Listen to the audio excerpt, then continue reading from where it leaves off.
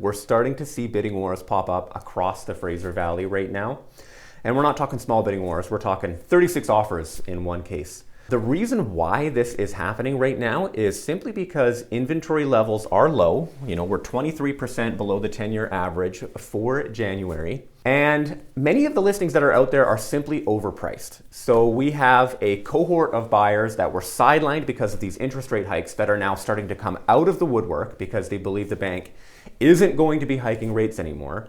Now, whether or not that's true is another story, but buyer confidence is starting to return. So people are coming out and they're attracted to listings that are sharply priced. And I would say right now, you know, maybe in some areas, 80% of listings are overpriced and 20% are sharply priced. So we have new buyers coming into the fold and they're just glomming onto these listings that are properly priced. So that's my kind of quick assessment of the market happening right now.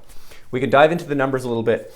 New listings were up significantly month over month, more than double. It didn't really impact where we stand compared to the 10-year average. So we're still almost 30% below. Sales fell 10% month over month, and we are 40% below the 10-year average. This number just refuses to change. Demand is quite low. And you may have seen in the headlines that we had the slowest start to January since 2009. That's over 10 years.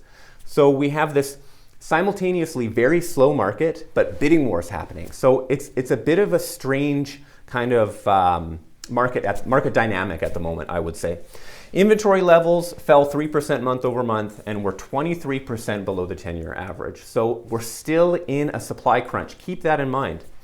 Some notes here, we had a strong January jobs report in Canada. So the experts were saying we were going to see 15,000 jobs added to the economy, but we had 150,000 jobs added. So this may impact the Bank of Canada's next interest rate hike announcement, which is coming on March 8th. Now, we don't know whether or not there will be one.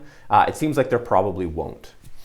We have stubborn US inflation. So inflation only came down by 0.1% from December to January. So this certainly will impact the US Fed's decision on their next policy interest rate announcement.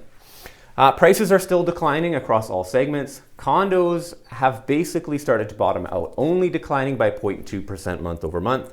And then detached and townhouses fell by around 1%, I think. So long as the bank stops hiking the interest rates, you know, we will see these prices bottom out, and we're seeing it happen right now.